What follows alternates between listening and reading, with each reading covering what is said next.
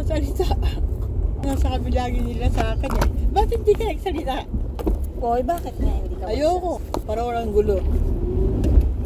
Kaya ako hindi nagsasalita. Hindi nga pwedeng gano'n. Dahil kawawa ang anak mo. Eh, wala kang magagawa eh. Pag inutos ng asawa ko. Kaya hindi na lang sasalita. Away lang yan eh. Away lang na lang away. Wala naman nangyari Hindi, sa buhay. ang question nga po, nung pinalaya si Bong, Hindi ko alam. sana pinigilan mo. Ano, hindi mo alam, ilang taon tita, wala. Wala ka, hindi mo lang siya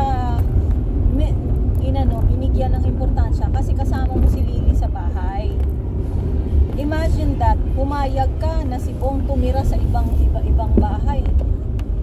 Dahil pinalayas, hindi mo alam kung anong sitwasyon ng anak mo. Pero ikaw, nasa bahay lang, kasama si Lily, iba ang pinatira mo sa bahay.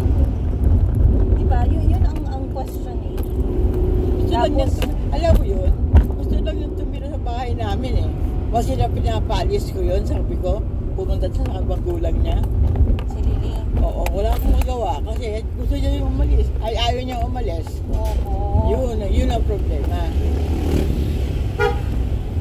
Wala akong magawa. Oo nga tita. Pero Wala akong magawa eh. Sabi ko sa kanya, ba't hindi ka na lang pumunta sa bahay niyo? wala namang problema yon. Pero nung pinaalis si Bong, bakit hindi ka nag-effort na pabalikin siya? Si Bong? Hindi ko lang alam yun eh.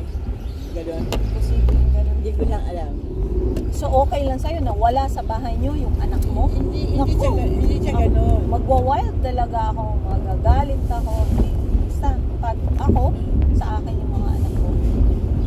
Ako kasi hindi ako nakikialam sa asawa ko eh. Hindi ko pa alisin yung... Alam mo, iba si Carlito dati. Parang salita yan, parang yung ayawan. Parang hari ng ano yun, ayawan. Hari. Oo. Naku. Basta nagsalita siya. Ako tita, kahit hari si Bong, hindi pwedeng hindi ako magsalita. Kasi partner yan eh. Partner kayong dalawa. Hindi pwedeng siya lang ang may boses. Oo, siya yung boss. Wala kang magagawa eh. Tahimik lang ako. Talimbibi lang ako. Yun ang problema sa akin. Ayaw ko Hindi ako nagsasalita. mo man lang inisip sinong nagpapaaral sa anak mo. Paano nabubuhay ang anak mo? Paano siya nakakain? Ay, ko mamamatay ako sa kakaisip niyan. Tita, yung sa akin, hindi ko pakakawalan yun. Hanggat hindi nakatapos. Nakatapos na yung panganay ko.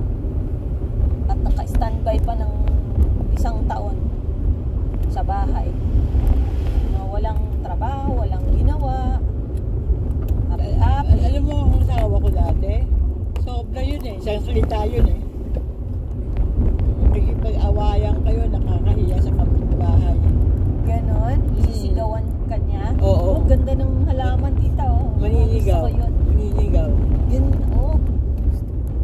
Sigaw lang sigaw, walang ginawa. Ganun po. Wala akong magawa.